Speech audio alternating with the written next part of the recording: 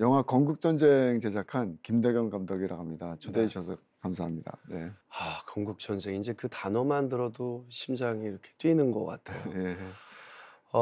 이미 많은 분들이 보셨을 테고 또 다큐멘터리를 보면서 많은 감동 그리고 여운을 아직도 가지고 계신 분들이 많으시리라고 생각이 되는데요. 네. 영화 건국전쟁은 어떤 다큐멘터리인지 소개를 좀 부탁드리겠습니다. 영화 건국전쟁은 대한민국 건국의 역사를 좀 되짚어본 그런 작품이라고 말할 수 있을 것 같고요. 네. 그 중심에 서 있었던 이승만 대통령의 진실, 네. 그것을 이제 사실적인 다큐멘터리 형식을 통해서 관객들과 좀 소통하고자 했던 그런 작품이라고 정의 내릴 수 있을 것 같습니다. 이전의 대통령의 이야기지만 우리가 또 알아야 되는 역사이기도 한데요. 감독님의 다큐멘터리는 감독님의 주장도 있지만 정말 많이 준비했다라는 생각이 들어서 영화를 본 뒤에 갖는 그 여운의 그 강도가 정말 높은 것 같습니다. 네, 감사합니다. 네. 영화 건국전쟁이 이제 관객 수 110만을 돌파를 했습니다. 개봉 후 좌석 판매율 1위를 오래도록 이제 차지를 했고요. 미국 CGV에서 개봉할 정도로 성공을 거뒀습니다. 다큐멘터리가 이렇게 성공하기 쉽지 않은데요. 솔직히 감독님께 만드실 때 어떤 내가 메시지만 주면 됐지라는 생각 또는 메시지와 그래도 잘 됐으면 좋겠다. 두 마리 토끼를 잡았으면 좋겠다. 영화가 잘 되고 또 관객들하고 소통할 수 있는 게 있으면 좋죠, 사실은. 네. 근데 이렇게까지 많은 국민들이, 관객들이 영화를 보러 오실 줄은 사실 그렇게 생각은 안 했어요. 네. 그래서 지금 벌어지고 있는 이런 현상들이 좀 얼떨떨하기도 합니다, 솔직히 말씀드리면. 네.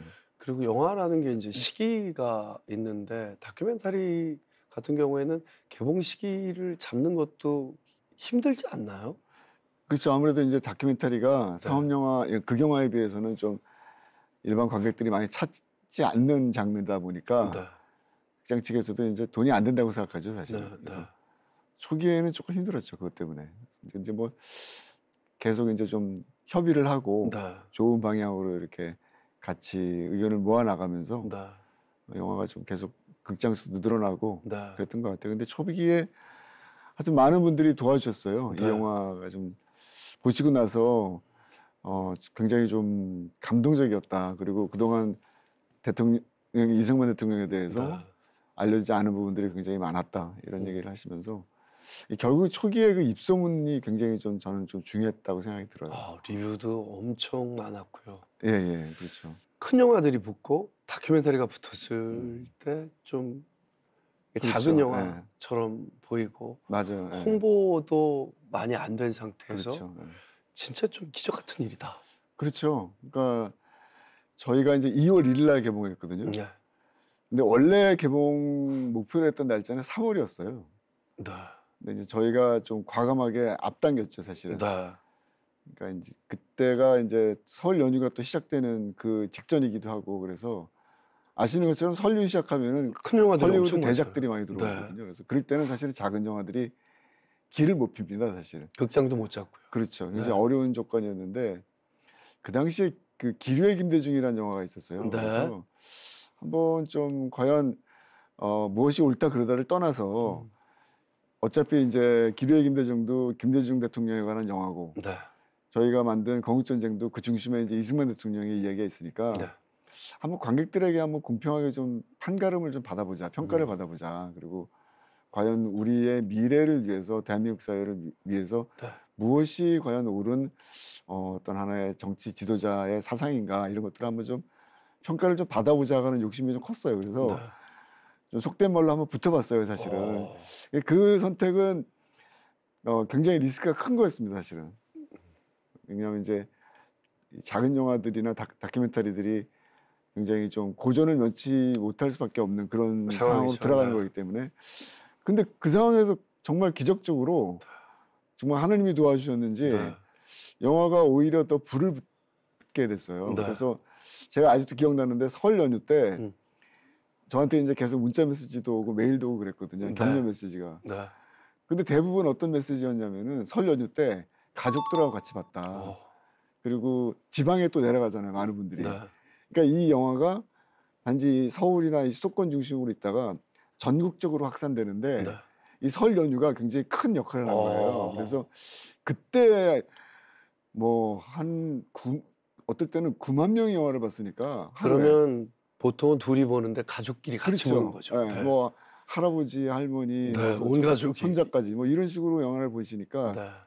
그 덕분에 이제 영화가 초창기에 굉장히 큰 불을 좀 이렇게 네. 붙게 된 어떤 원인 중에 하나였던 것 같아요. 제가 생각할 때는. 야, 할아버지 그러니까 어르신들과 이렇게 가족이 함께 봤을 때 진짜 세대별로 다 묘한 느낌을 예, 그렇죠. 받았으리라고 맞아요. 생각이 듭니다. 예, 예. 전작이 있어요. 네. 김일성의 아이들이라는 작품인데 그 작품은 사실은 좀 오래 걸렸어요. 얼마나 걸렸어요? 16년 걸렸거든요. 그러니까 그게 이제 북한 정권의 폐쇄성 그리고 네. 김일성주의가 과연 어떤 것인가 네. 그 모순성을 좀 이렇게 고발한 작품인데 네. 그래서 이제 그게 또 로케이션이 동유럽이었었거든요. 네, 네, 네. 그러니까 이제 가깝지도 않고 네. 그리고 굉장히 쉽지 않은 역사적 사건들이었기 때문에 네. 북한 아이들이 이제 한 10,000명 정도가 동유럽으로 이주한 역사가 있었거든요. 그래서 네. 그거를 좀 파헤치면서 북한 정권의 모순성이 뭔지를 좀 이제 규명한 작품이다 보니까 네. 시간도 오래 걸리고 취재도 어렵고 그다음에 무엇보다도 이 기록 필름이라든가 자료를 찾는 게 네. 정말 어려웠어요. 그래서 그게 16년 걸렸거든요. 네. 근데 이제 영화가 좀 잘 됐으면 좋았는데 네. 그 당시엔 영화가 잘 안 됐어요. 그 영화가. 보통 그러면 아내분들이 떠나던데. 글쎄 뭐 다행히 저는 떠나지 않았습니다. 16년이나 걸리고 네. 남편은 집에도 없고. 이제 집사람이 좀 같이 도와줬죠 많이. 그래서 동유럽 취재 때 예. 이게 스텝을 구성을 못했어요. 제작적인 여건 때문에 제작비도 좀 부족하고 네. 이게 해외 취재는 사실은 언제 어디서 무엇이 이루어질지 정확히 계산이 잘 안 되거든요. 돌발 상황 너무 많잖아요. 그래서 그냥 집사람이랑 둘이서 같이 네. 그때 트렁크가 한 7개 나오더라고요. 촬영 장비까지 다 포함하니까. 예. 그래서 그거 들고 한 1년 동유럽을 이제 헤맨 거죠. 네. 방랑하듯이. 예. 그런 좀 어려움이 있었죠 그 당시에. 그래서 근데 그게 이제 영화가 좀 그 당시 코로나도 있었고, 네. 그 다음에 당시 이제 정부가 별로 그런 영화를 원하지 않았어요. 왜냐하면 남북 통일 정책이 굉장히 강하게 드라이브가 걸려있던 시절이라서. 네. 저는 이제 북한 정권의 모순성을 파헤친 작품이다 보니까 이렇게 또 사회적으로 또 환영받지 못했고. 네. 지금 제가 기억하기로 1,420명 봤던가? 10년 동안 그렇죠. 준비하고 만든 그렇죠. 예. 네. 그러니까 완전히 영화사고는 참패한 거죠, 사실은. 예. 근데 다행히 이제 국제영화제 17개 국제영화제에서 경쟁작으로 출품되고 네. 뽑히고 그다음에 상도 한 3개 국제영화제 상도 타고 그래서 해외에서는 반응은 괜찮았는데 국내에서는 완전히 참패였어요. 그래서 네. 이 건국전쟁 처음에 들어갈 때 주변에서 다 말렸어요. 왜냐하면 이제 거덜났는데 또 뭐 거덜날 재산도 없는데 또 이렇게 거덜날 각오를 하고 있냐. 아니 감독님도 조금 이상한 분으로 보이는 게 그 정도로 심하게 망하고 16년이라는 시간을 그렇게 했으면은 안 만들어야 되는 게 그렇지 않나요? 네, 어떻게 보면. 네. 근데 저는 이제 영화를 만들면서 여기가 이제 기독교 방송이니까 편하게 말씀드릴 수 있을 것 같은데 논리와 이성의 세계에서 평생을 살았던 사람이 있거든요. 네. 근데 이제 정말 신기한 체험들을 많이 했어요. 기적 같은 체험들. 그래서 이 영화가 단지 제가 제 손으로 만들긴 했지만 이건 제 영화는 아니다. 그러니까 어떤 정말 큰 계획과 또 대한민국을 사랑하는 분의 위대한 계획에 의해서 제가 이제 일종의 도구처럼 역할을 한 것이 아닌가. 굉장히 그런 신기한 체험들을 많이 했습니다. 그래서 너무 궁금합니다. 네, 그래서 교회에서 간증도 많이 해요 요즘. 그것 때문에. 그래서 영화를 통해서 제가 이제 구원을 받았다 요즘 그런 표현도 많이 쓰거든요. 그것이 제 소명이고 역할이지 않나. 그래서 경제적인 어려움이야 세상 살아가는 사람들 다 어려울 거예요. 다 쉽지 않은 삶을 사는 것이고, 근데 옳은 것을 좀 추구한다라는 측면에서 그리고 이것이 개인적인 사사로운 이야기가 아니라 대한민국의 역사잖아요. 그렇다면은 대한민국이 앞으로 어떻게 발전하고 미래를 위해서 또 후대를 위해서 어떤 올바른 역사를 기록해야 될 것인가라는 어떤 그런 사명감 같은 것들이 좀 있다 보니까 마음속으로는 경제적으로는 힘들었지만 육체적으로도 힘들고 마음 심적으로는 굉장히 행복했어요. 다큐의 매력은 뭐예요? 저는 그냥 사실의 힘. 예, 그건 뭐 그 묵직한 힘은 네. 뭐 다른 것과 비교할 수 없을 거라고 생각해요. 물론 뭐 극영화 뭐 잘 아시겠지만 극영화가 재밌기도 하고 네. 또 그 안에서 또 감동도 있고 그런데 만약에 이 건국전쟁이 네. 극영화로 만들어졌다면 저는 그렇게 관객들에게 그렇게 크게 어필하지는 못하지 않았을까? 저게 정말일까? 예. 예, 이렇게 그러니까 생각하겠죠. 누군가에 의해서 가공된 이야기로 생각할 수 있겠죠. 네. 왜냐하면 워낙 지난 70년 동안 이승만 대통령이라는 존재에 대해서 우리 사회가 굉장히 좀 잘못된 인식을 많이 했었고 네. 그다음에 아주 두텁게 거짓의 이데올로기가 있었기 때문에 만약에 이게 극영화로 이렇게 뭐 배우가 나오고 네. 연기를 하고 뭐 이랬다면은 글쎄요, 제 뭐 짧은 생각일 수 있지만 그렇게 큰 반향을 못 얻었을 것 같아요. 지금 이렇게 생각해보면 이입도 잘 안 됐을 것 같아요. 네. 근데 이제 이게 영화를 보셔서 알겠지만 네. 100분이었거든요. 네. 100분은 사실은 짧은 시간이 아니에요. 긴 시간이죠. 1시간 40분이라는 시간은 네. 굉장히 긴 시간입니다. 네. 특히 이제 이게 다큐멘터리면 사람들이 런닝 타임이 이렇게 그렇죠. 지루하면 어떡하지 이거죠. 좀 이렇게 몸 뒤틀리고 뭐 예. 자리에서 일어날 수 있는 그런 시간이에요. 근데 이제 다행히도 이번 영화는 많은 관객들이 시간이 언제 지나갔는지 모르겠다. 1시간 40분이라는 시간이 짧게 느껴진다고 할 정도로 네. 굉장히 좀 좋게 보시고 계신데 이제 제가 생각할 때는 그 이유가 굉장히 사실적인 충격적인 사실에 기반한 충격적인 장면들. 네. 그러니까 대한민국 국민들이 그동안 보지 못했던 네. 아까 그 뉴욕의 맨하탄 퍼레이드 장면도 그렇고 여러 가지 많이 있거든요. 네. 뭐 한강 다리를 끊고 도망쳤다 그래서 런닝맨이라고 그동안에 이제 욕을 했는데 네. 우리가 잘못 알고 있던 그렇죠. 것들. 그 객관적 사실로 봤을 때는 전혀 그런 게 존재하지 않았거든요. 네. 그래서 그런 것들이 이제 결국엔 사실의 힘 그것을 국민들이 이번 영화를 통해서 참 이게 사실의 힘이라는 게 정말 위대하구나. 네. 그리고 이것을 거짓을 극복할 수 있는 데는 사실보다도 중요한 게 없구나 이런 생각을 좀 많이 하시는 것 같아요. 네. 이 국제영화제에서 수상을 하고 인정받으면서 다음 작품 뭘로 할지 많은 고민을 하셨을 텐데요. 이미 차기작을 발표를 하셨더라고요. 네네. 네. 건국전쟁 2로 이제 잡았어요. 네. 그래서 이제 부제는 인간 이승만. 네. 그래서 좀 더 가깝게 접근을 하겠네요. 그렇죠. 그러니까 말 그대로 인간적인 측면을 좀 우리가 좀 중심을 좀 초점을 맞추려고 하고요. 네. 이제 이게 사실은 이승만 대통령이 기독교인이지 않습니까? 네, 크리스천이다 맞습니다. 보니까 네. 말 그대로 이제 인간 이승만이라는 부제를 가지고 이제 영화를 제작하지만 결국에는 기독교인 이승만에 대한 얘기예요. 그래서 이제 그런 뭐 한성 감옥에서 이렇게 형령을 받고 개종하는 어떤 과정들, 그다음에 그곳에서 이분이 심지어는 감옥에서 도서관까지 만든 분이거든요. 그러니까 보통 사람들의 상상을 초월하는 그런 굉장히 큰 일들을 많이 하셨어요. 네.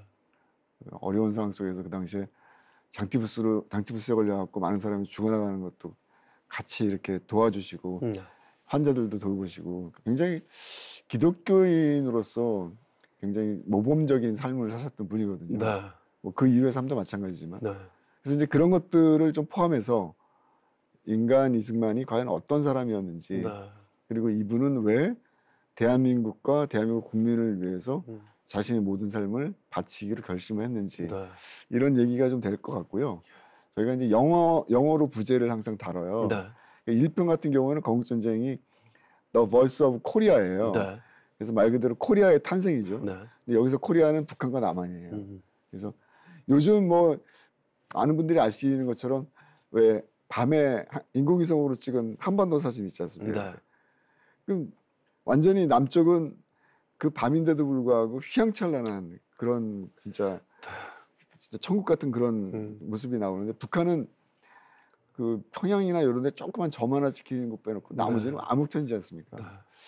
어떻게 이렇게 붙는 70년 만에 완전히 이렇게 극단적인 두 나라로 갈릴 수 있었던가. 저는 이거는 결국 정치 체제의 선택이었고 그 정치 체제의 선택과 함께 정치 지도자가 어떤 리더십을 발휘해서 나라를 이끌었는가가 이런 극명한 차이를 보여준 거라고 생각하거든요. 네. 아시는 것처럼 북한은 김일성을 중심으로 해서 완전히 독재 체제가 만들어졌고 대한민국은 이승만 대통령의 건국을 중심으로 해서 자유민 체제가 만들어졌거든요. 네. 사실 우리 대한민국 국민들은 이거 고마워해야 됩니다. 이런 그 극단적인 체제 속에서 대한민국이 자유민주 체제로서 이렇게 번영할 수 있도록 하는데 네. 그 건국의 1세대들이 어떤 노력과 희생을 했는지 그래서 이제 그런 얘기를 이제 1편에서 했는데 워낙 거짓의 이데올로기가 두텁다 보니까 잘못 알려진 부분들을 좀 방어하기 위해서 여러 가지 객관적 자료들을 네. 배치를 했거든요. 네. 그렇게 하다 보니까 나중에 정리하다 보니까 인간 이승만에 대한 얘기가 빠지게 되더라고요. 그런 장치들 때문에요. 왜냐하면 이제 네. 뭐 한강 다리를 끊고 도망쳤다. 일일이 객관적 자료를 방어하다 보니까 100분이라는 시간이 부족하더라고요. 네. 정리하다 보니까 결국 이승만의 인간적 면모들에 대한 부분들이 빠져 있더라고요. 특히 이승만의 기독교인으로서 앞서 말씀드렸던 네. 삶에 대한 그 숭고한 삶, 헌신적이고 그래서 이제 바로 이제 들어가자. 네. 그래서 이제 같이 제작진하고 협의해서 아마 이제 인간 이승만이라는 작품이 될 거고 영어 제목으로는 The Birth of Koreans. 그래서 한국인의 탄생. 우리가 조선시대 말기만 하더라도 우리가 백성이라고 불렸거든요. 국민들을. 그러니까 말 그대로 그냥 100가지 성을 지닌 몰개성적이고 개성도 없고 그냥 그런 존재였는데 네. 이게 국민으로 변하지 않았습니까? 지금은 백성이라는 단어 안 쓰지 않습니까? 네. 국민은 말 그대로 각 개인들이 자유와 또 의식을 가진 정치 의식을 가진 말 그대로 정치적인 하나의 단위지 않습니까? 그래서 네. 그런 얘기를 하는 데 있어서 이승만 대통령이 한 무엇을 했는지 그것도 국민들이 아직 잘 모르는 부분이 많은 것 같아서 네. 그 얘기를 좀 해보려고.